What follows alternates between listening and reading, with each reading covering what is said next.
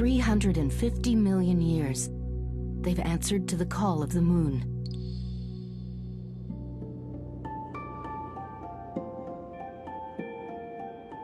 They've survived ice ages, asteroids, and cataclysmic forces even the dinosaurs couldn't withstand.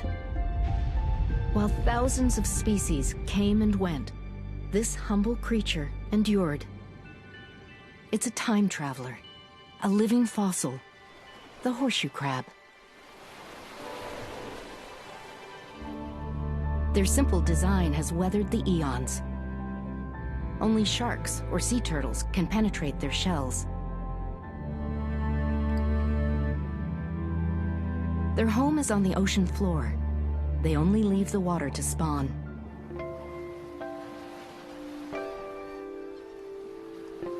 After millions of years of evolution, most of the world's horseshoe crabs are found smack in the middle of the eastern seaboard. When they're overturned, it seems a miracle they've survived at all. But they have an important tool. Their tail might look like a weapon, but it's harmless. They use it to steer and to flip themselves right side up. They're more closely related to spiders and scorpions than they are to crabs. And like their relatives, they shed their shells in order to grow, casting off as many as 17 in a lifetime. 10 eyes key them to the light and the cycles of the moon. They even have receptors on their tails. Their ancient design has changed the course of modern science. Studies of their vision have led to Nobel Prizes, and their blue blood plays a vital role in human health. There's hardly a person alive who doesn't owe thanks to the horseshoe crab. Humans have also discovered that crabs can be useful as bait. While no one was counting, millions were harvested in the 90s. Oddly enough, it was a small bird that sounded the alarm. The bird is rather remarkable in its own right. Each year, it makes one of the longest migrations on Earth. But without the horseshoe crab, its incredible journey might soon come to an end. Theirs is a story of connected lives and a fragile synchronicity that's coming undone. It's a tale that reaches all the way from the Arctic to the tip of South America. These are the wintering grounds for the little red knot. Tierra del Fuego is a land of extremes. The wind can scour the landscape at 80 miles an hour. For 3 months each year, a special population of red knot, called rufa, makes this their home.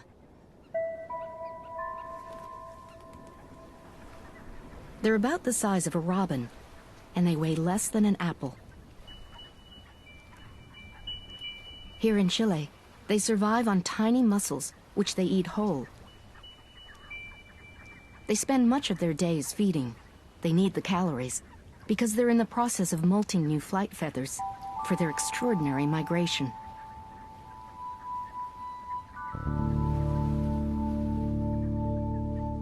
The process takes about 3 months and a tremendous amount of energy.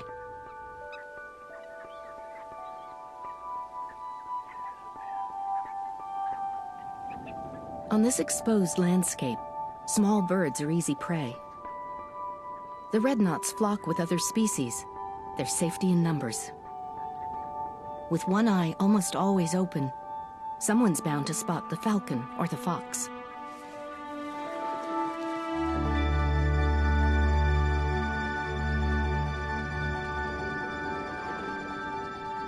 Even in flight, they stick together to confuse the predators.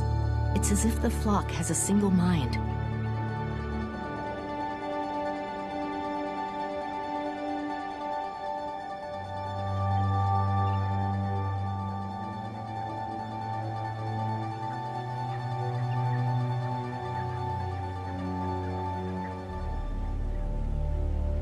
But recently, the red knot has fallen prey to something far more menacing than a fox. The population has started to crash. For over 2 decades, Guy Morrison has been conducting aerial counts. He's witnessed one of the most rapid declines of birds ever recorded.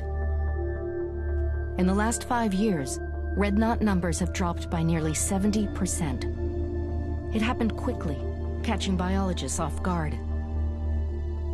Today, the aerial counts are coordinated with ground surveys below.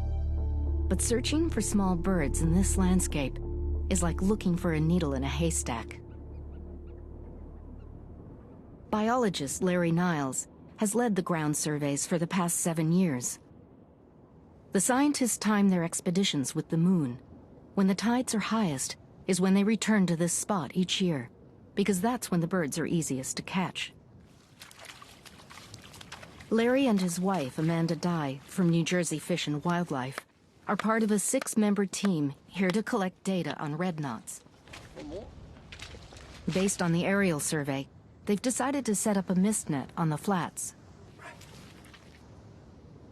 We have great difficulty catching birds in Bahia Lomas. That long intertidal flat makes the tide unpredictable. The water just rushes in incredibly fast. The tide here is scary. If you make a bad choice, you could end up getting stuck, and this is so remote. I don't know what would happen to you. It kind of gives you a view into the world of the red knot. Constant wind blowing at 30, 40 knots, cold at night, rain, and this is summer. The birds are becoming more vulnerable as their numbers drop. One single disaster, a hurricane or an oil spill, could wipe out the entire population. Even here, the potential for extinction is a growing reality.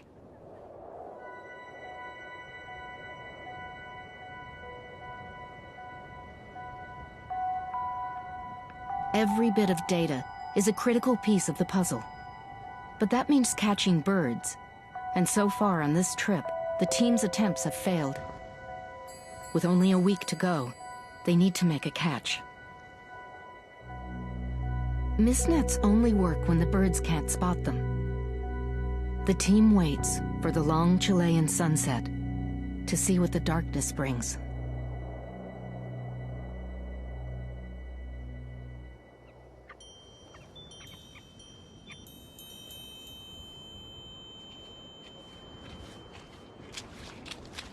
The night's catch is excellent. They net over 100 red knots.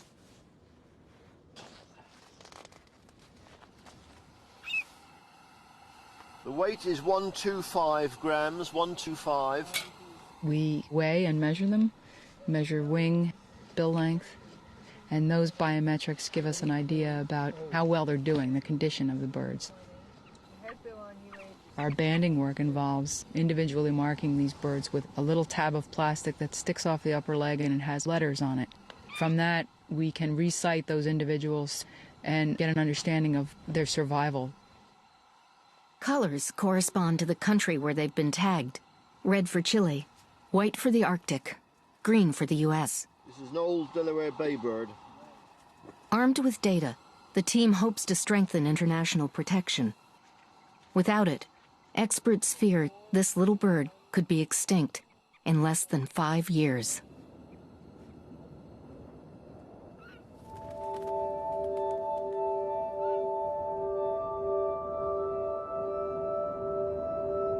It's late in the season, and the knots will set off for the Arctic soon.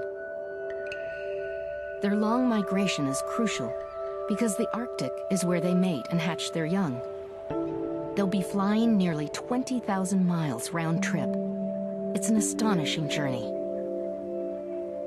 Hold a bird in your hand and you get a sense of what duking it out every day for your survival means. I can't even imagine the flights these birds have to take. Taking off for a trip across the Atlantic, flying for 3 or 4 days straight, battling off bad weather, and then not knowing when you get to a stopover if there's going to be any food. It's extraordinary.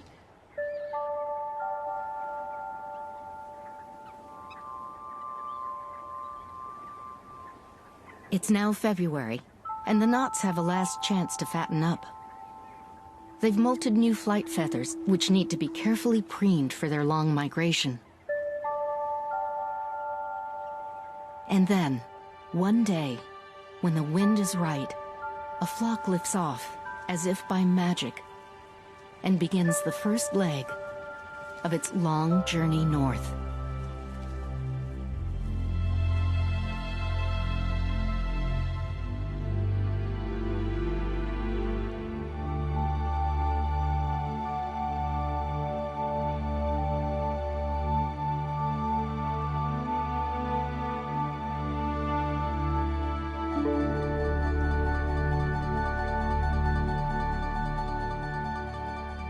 They'll spend the next 3 months hopping up the coast of South America, fattening up as they go.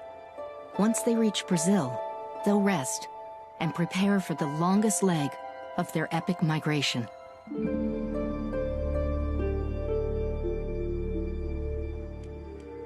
"4,000 miles north, the spring moons are calling an ancient creature from its wintering grounds.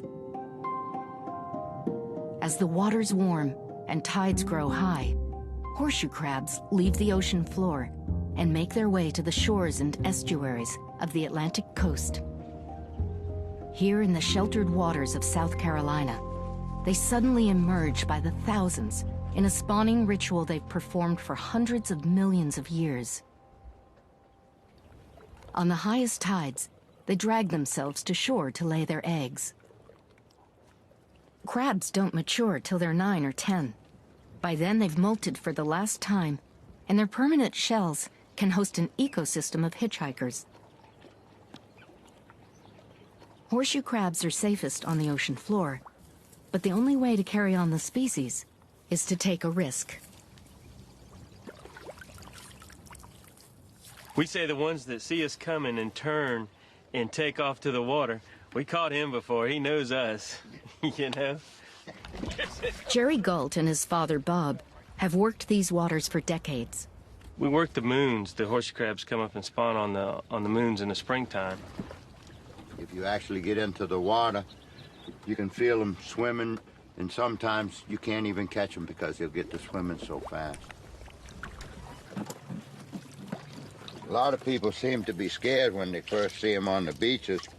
They do look a little scary, but what I do is put them right up against my face, and as you can see, they do not hurt.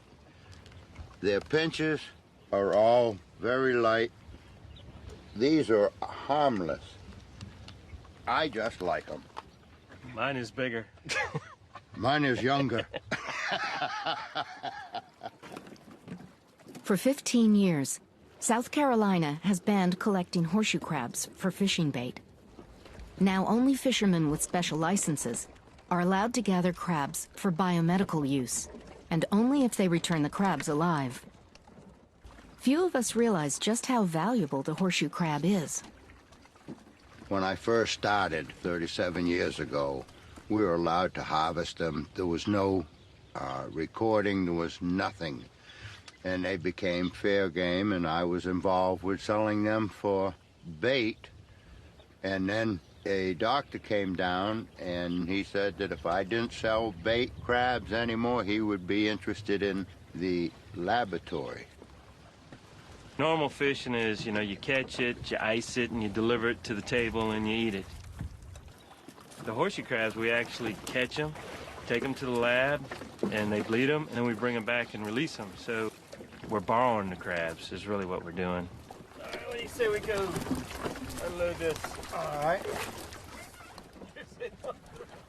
Crabs that are borrowed end up a couple of hours away at the Endosafe laboratories in Charleston. Here in this alien world, they're given a rigorous cleaning to prep them for the process ahead. For the past 30 years, the biomedical industry has been mining the medical equivalent of gold. Endosafe is one of only 4 labs in the world that produces a derivative of horseshoe crab blood. Their blood has a clotting agent that's used to detect minute levels of bacteria. But what's truly surprising is the color. The crab's blue blood is an evolutionary gift that's helped them survive the eons. Male or female? Small male would be good. Okay. Dr. Norman Wainwright has been working with horseshoe crabs for most of his career, studying the remarkable properties of their blood. The beautiful blue color is a result of its blood containing copper as an oxygen-carrying pigment instead of hemoglobin, which contains iron. I'm adding a suspension of E. coli bacteria. At the first sign of bacteria, the crab's blood forms a protective clot. Look at that. This is perfect. This is the horseshoe crab cells protecting the animal from infection. Any type of leakage of seawater into their blood system would trigger this response, seal the wound, and there actually are proteins in the clot itself that kill the bacteria. They're almost primitive antibiotics. The phenomenon caught the attention of the biomedical community in the 70s. They've been putting it to work for us ever since. Up to a third of the crab's blood is removed during the process, yet most of them survive. 1 quart of horseshoe crab blood is worth about $15,000. It's a multi-million-dollar industry. The clotting agent, called lysate, is used to test intravenous drugs for bacteria. No IV drug reaches the market without being tested on horseshoe crab blood. It's an FDA regulation. Years ago, the only way to screen for toxins dangerous to humans was to use live rabbits. Feverish bunnies revealed contamination, and the test was slow.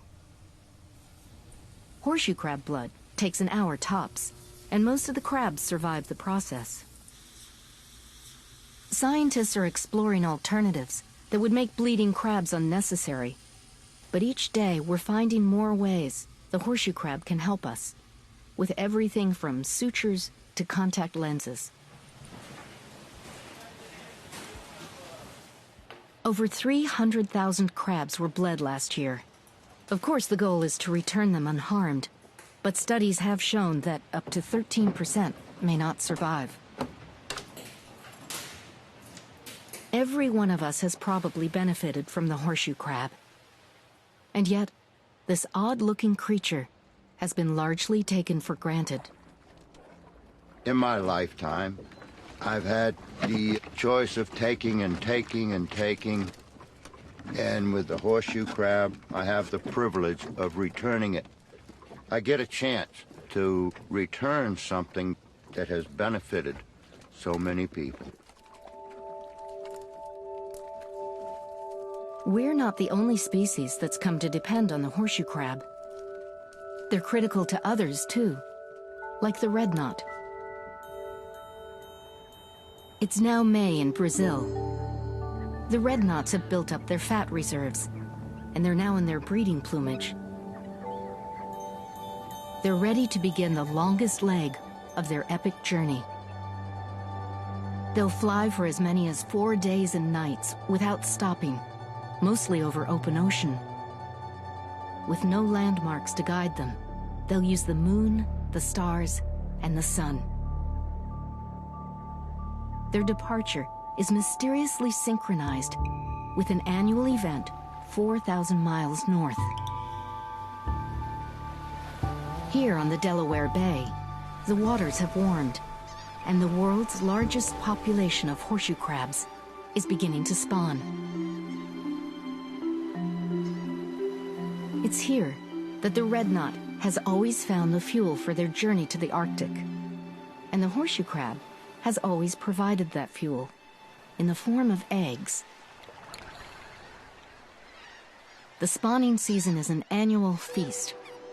It's a windfall for shorebirds and a great opportunity for biologists. Migrating flocks have just begun to arrive. If the red knots are on schedule, they should be here soon.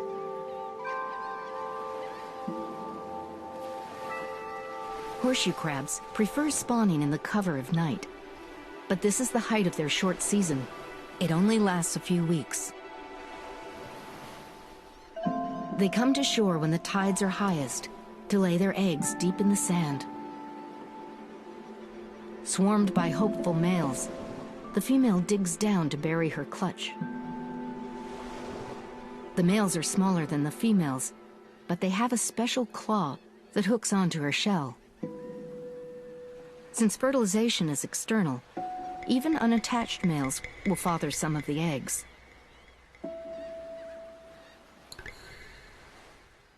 When her clutch is finally laid, the female breaks through the sand.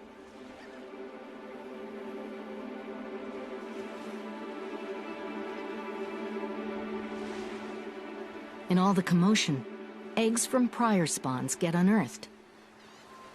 What the crabs accidentally dig up is what the red knots depend on.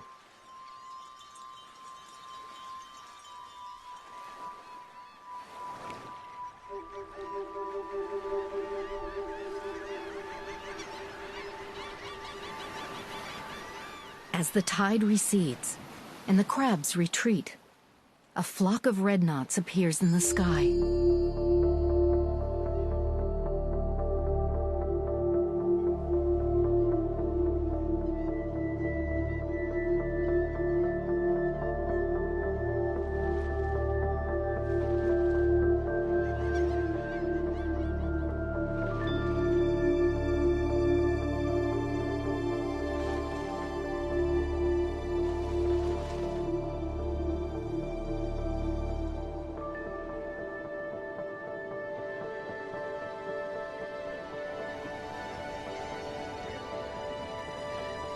They've traveled for 4 days and nights without stopping.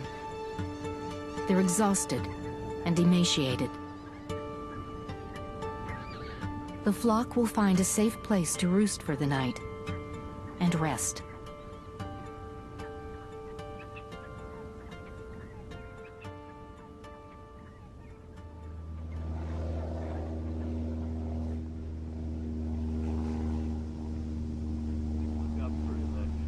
From all over the world, biologists have come to count shorebirds on the Delaware Bay.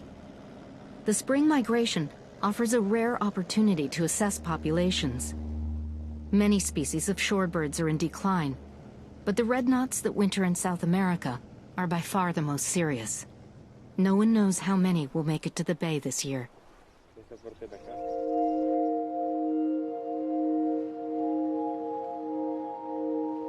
For the next week, more flocks of red knots trickle in. Once they're here, they need to eat. They only have about 2 weeks to refuel and set off again. Their breeding is tightly synchronized with the brief Arctic summer. Their digestive systems have shut down for the long journey. It's here that the horseshoe crab makes all the difference in the world. Their soft eggs are packed with protein and easy to digest. Some knots will double their weight in 2 weeks. While it's an important food for other species, for the red knot, it's essential. This was a revelation to scientists and a key piece of the puzzle. As red knot numbers dropped, evidence began pointing to the Delaware Bay and to horseshoe crab eggs. Ongoing studies began to confirm the connection. There's been a steady decline in eggs on the bay.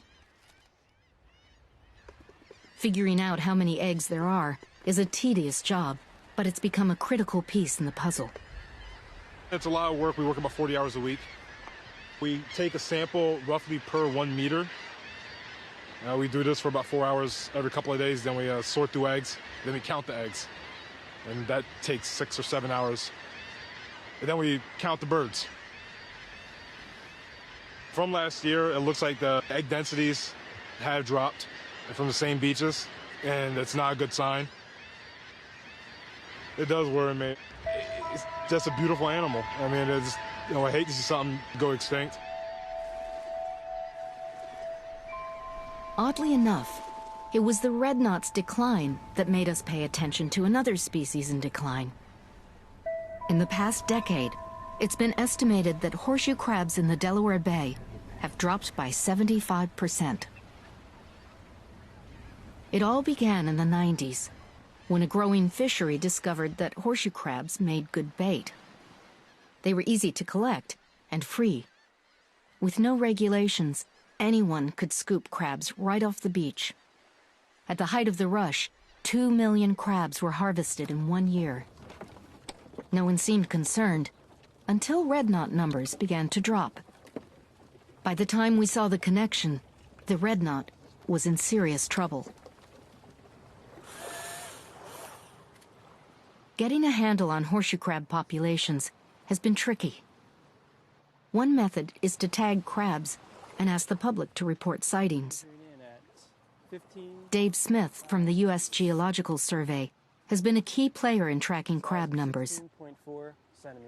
There's a lot of demands on this animal, and right now it's up to us to find out if there's room for all of those demands, if there's room for using horseshoe crabs for bait as well as biomedical, and still meet the needs of the red knots. Today, efforts are underway to restore a balance that's been lost.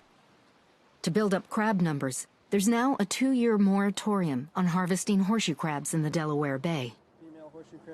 The regulations that have been put in place for horseshoe crab seem to be working. There's going to be a lag, and whether this success has occurred in time for the red knots, we just don't know.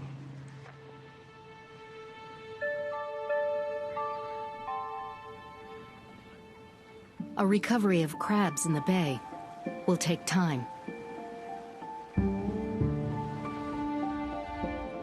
Horseshoe crabs don't mature till they're 9 or 10. That's nearly a decade before the next generation is ready to spawn. In the short season, females lay over 80,000 eggs. Out of 80,000, only 10 might survive to adulthood. The odds might seem low, but it's been a successful breeding strategy for eons. Protected beneath the sand, the eggs are nurtured by the warmth of the sun and the moisture from the tides.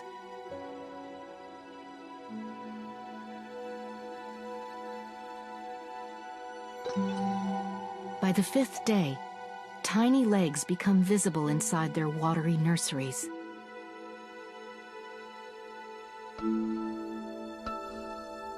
The next day, they'll molt for the first time. They'll shed their shells 4 times while still inside the egg. But their tails won't grow until after they've hatched.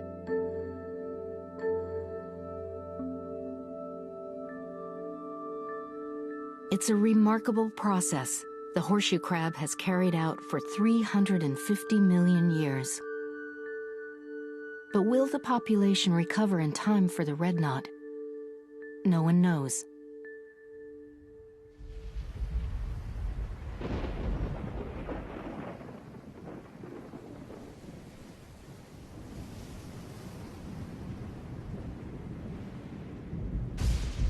A few days after the first red knots arrive, a storm moves in. The crabs won't risk coming to shore in this kind of weather. The waters are too rough. This means fewer eggs for the birds that are here, and for the red knots still in transit, it means a serious delay.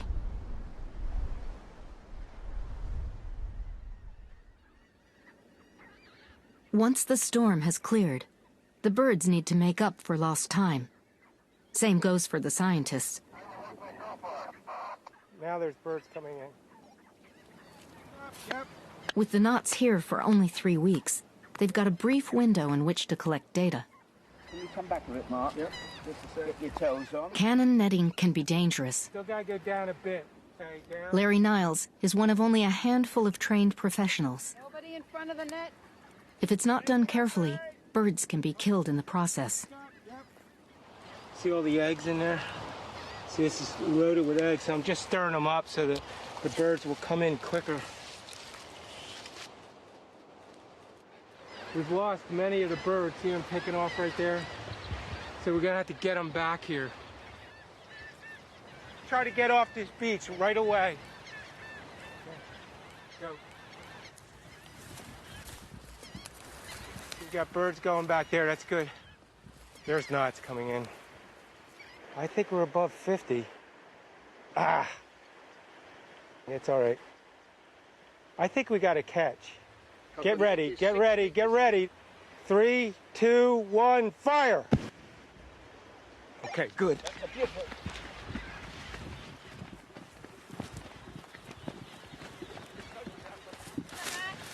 We got a good catch.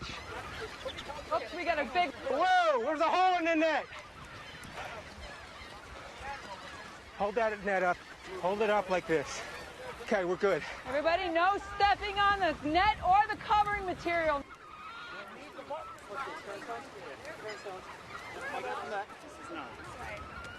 The team will work quickly so the knots can get back to feeding.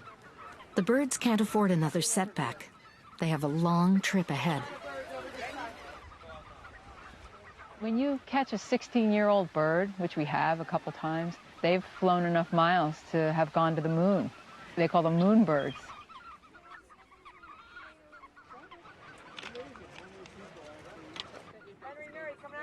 The plight of the red knot has drawn experts from as far away as Australia, England, and South America. Not one of them has seen such a rapid decline in shorebirds. The red knots from Chile pass through at least 6 countries during their journey. Only an international effort will give them the protection they need. Okay, it's 1172. 35.4. Wow, 112. This one is 112. Wow. Look, see how he's sleeping? You know, you could just see he's real tired. The whole group of birds that we caught that just came in from probably South America. Yeah, he's real thin, poor guy. This adverse wind stopped birds from getting here until the 24th. 24th is not enough time. If they don't have a lot of eggs in a bunch of places where they can quickly build up weight, then those late arrivals are going to be in trouble. And that could be the case this year. Look at the difference. Can you see the difference between these birds? This bird is 184. This bird is 114? 112. 112. So this bird is ready to go to the Arctic. He's already reached his critical weight. He's got fat on every part of his body, on his back, on his behind, in his chest. And he's very likely to have changed his system, so now he's ready for flight. So he's built up his pectoral muscles, he's built up his heart, and he's reduced the size of his intestine and his liver and what organs you need for digestion.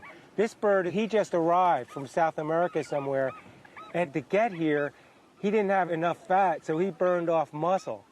You can feel his breastbone is real bare. You can see how he's real weak. Like, this bird needs to start fattening up fast. This bird is fully ready to go. Beautiful bird. Wow, that is a fat bird. When I hold a bird like this, it gives me hope that things are improving on the bay.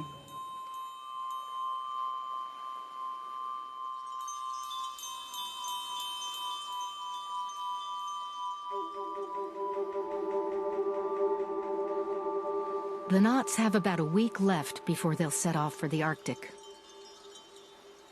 While they feed on the eggs that have been unearthed, the next generation of crabs is taking shape.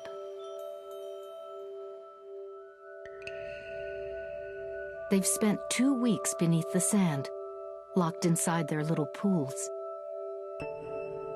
As the moisture from the high tide seeps down from above, the crabs begin to free themselves from their nurseries.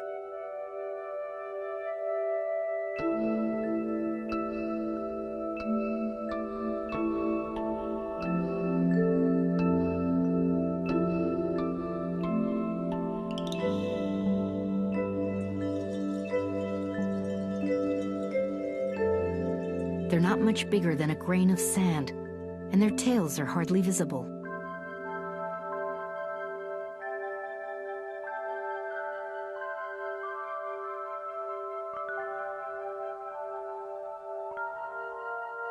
They'll claw their way to the surface. Here, the waves will carry them to open water.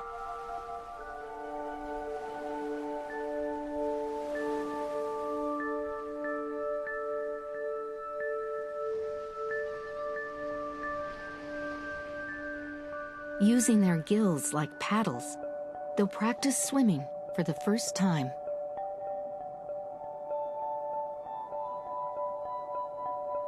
They've survived the first phase of life, but now many will fall prey to fish that depend on them for their own survival. The hatchlings that reach adulthood are now more important than ever. All around the bay, there's growing concern for the horseshoe crab. During each spawning season, a squadron of volunteers walks the shoreline, counting crabs. 1 female and 5 males.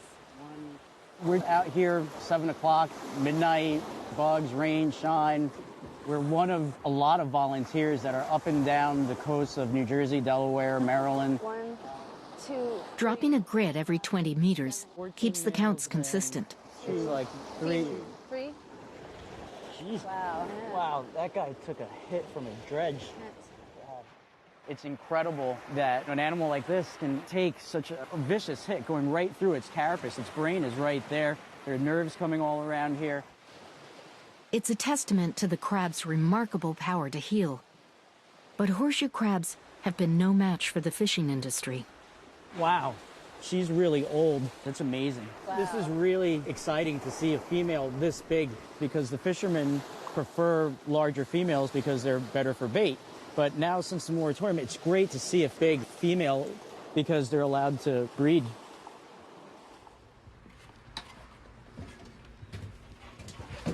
Fishermen have found that eel and conch have a taste for female horseshoe crab. The moratorium has been deeply contentious. Because of the uncontrolled harvest in the 90s, Delaware Bay fishermen like Buck Farrell are now in a tight spot. I'm a waterman. That's what I do for a living, and I work on the water, catching eels. And it's probably been over 10 years now that I've been doing it. There's just something in a female crab that turns these eels on. Farrell will sell some of his eels as bait for fishing. The rest will go to the international market for foods like sushi. That's female crab, yeah. All them eggs and stuff, everything in there be just completely cleaned out when they're in here thick like that. If you don't have that, you're not catching eels. I'm not anyway. Horseshoe crabs, can't pick these up now. 2-year moratorium on them for red knots, because we're protecting the red knots. I got bird feeders and stuff. I feed the birds and stuff, yeah. Yeah, I don't see nothing against the red knots or any of the other ones, you know what I mean? If it's a species that's in trouble, you gotta do what you can to help it. But I still think the way they went about doing it was just not fair to the watermen. Just a lot of things against you trying to make a living, that's for sure. With the moratorium in place, fishermen on the bay have had to get their crabs from somewhere else. Now there's concern about crab populations in other states. Bought some crabs off a guy out of New York, and they were $2.50 a crab. To try and save some, we took these crabs and we started quartering them to see, but your catch falls off somewhat too. It looks like a problem that's not going away, unless someone can find an alternative that tastes like horseshoe crab. I thought it'd be a lot easier to make an artificial bait for the birds and just put on the beach if it need protein. Be easier than trying to make an artificial bait for this. It'd be great if they do, but we'll see what happens.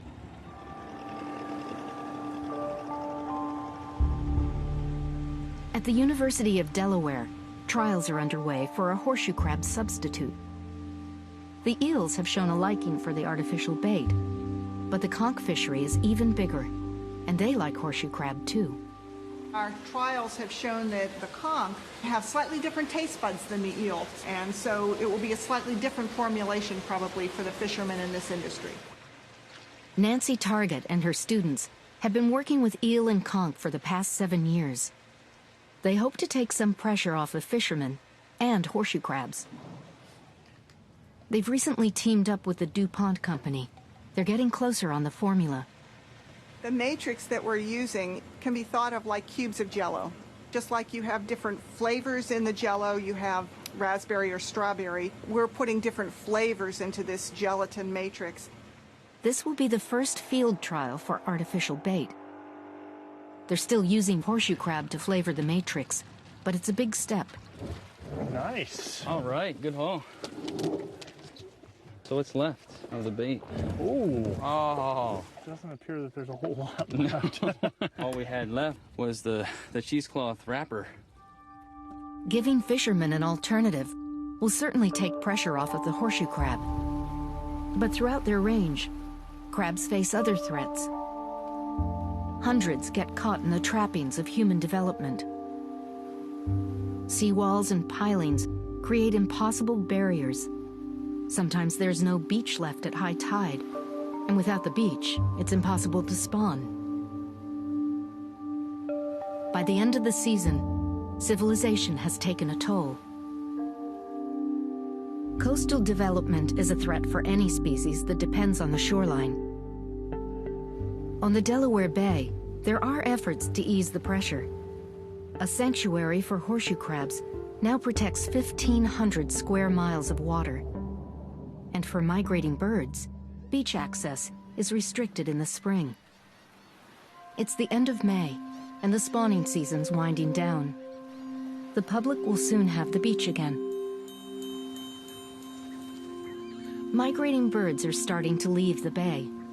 The remaining knots have a last chance to fatten up. If they linger much longer, they'll be too late to breed in the Arctic. That little one, he's in trouble. Some of the knots haven't managed to put on the weight they need. He doesn't have that much more time to gain weight. If this was back 10 years ago, he'd have no problem. He could build up that weight, but now the eggs are so spotty and there's so many birds on the bait. He's sort of the back of the line because he's so small. The problem is if he tries to leave, if he encounters any harsh weather, he's going to have to drop out.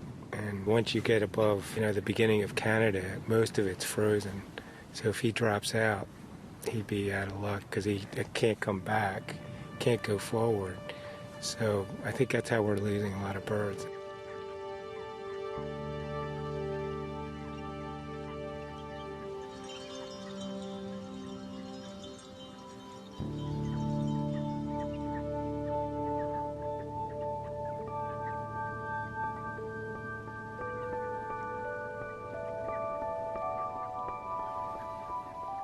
It's now the 2nd of June, and the knots are nervous. They've been flocking and swarming all day.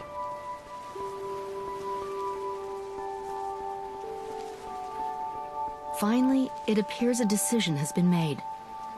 The winds are favorable, and a full moon will light their way.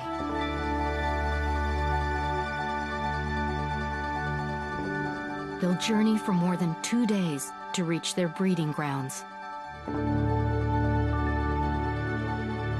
If the winds are good, they'll travel day and night without stopping. Since breeding knots don't flock, they begin to disperse as they approach the Arctic. The red knots time their arrival for the cusp of the season. In Cambridge Bay, temperatures hover at 36 degrees in June.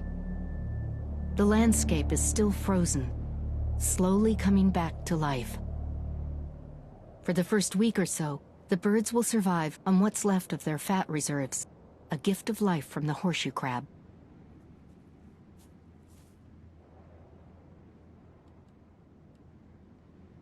The scientists based their arrival on past years. The knots should be paired up by now, carefully guarding their nests. They set up camp in an area where knots have nested in the past. With no time to waste, the search begins.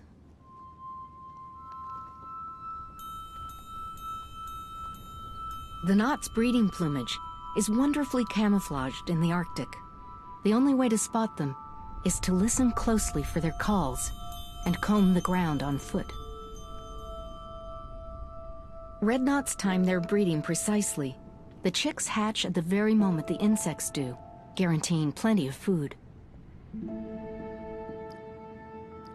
By day 4, the last of the ice is melting, but no knots have been seen.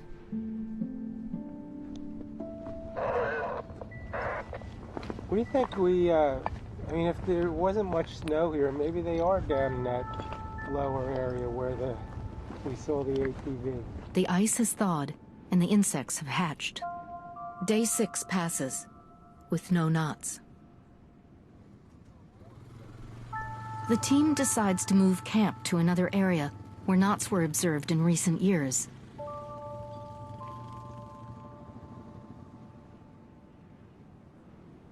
Still no knots. Maybe there are only a couple of pairs, if that. But there's been no red knot singing. There's been no territorial display, no courtship flight, absolutely nothing. We haven't heard a peep out of one red knot anywhere we searched.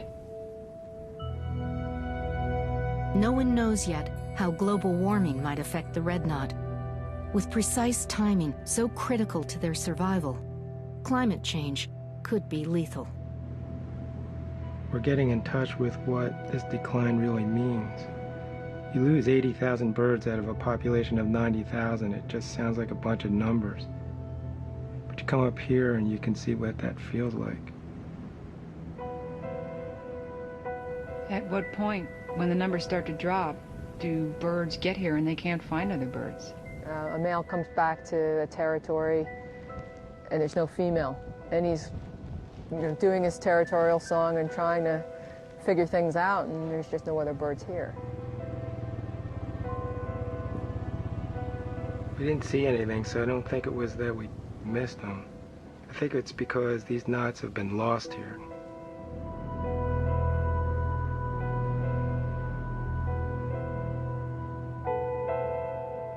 Red knots are harder to find in the Arctic since their numbers have dropped. Some nested this year in other areas, but here in Cambridge Bay, they could be gone for good. In the months to come, experts will scan the skies and shorelines for knots headed south. They'll have to wait for winter to see how many make it back to Tierra del Fuego.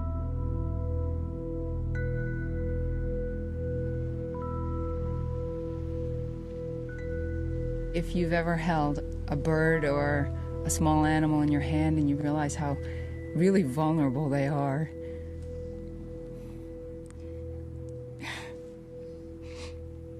and how could you not want them to continue to exist? The fate of animals like the red knot really are in our hands, and it would be extraordinarily selfish to allow that species to disappear, along with the horseshoe crab.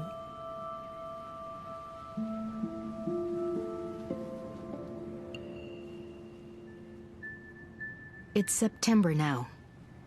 In the bay, the hatchlings who've survived their first 3 months have miniature tails. They're still no bigger than a dime.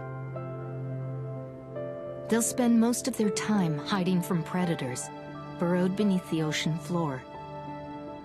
In 9 years, the few that survive will fuel the red knot's long migration, if the red knot makes it. It's only a little bird, and a strange-looking creature called a horseshoe crab. But the implications might be profound. Their story will play out in the years to come. It may be too late for the red knot, but the next time a story like theirs begins to unfold, perhaps we'll write a different ending. In the meantime, if you look up some evening and the moon is full, think about an ancient creature stirring on the ocean floor, or a small bird flying through the night.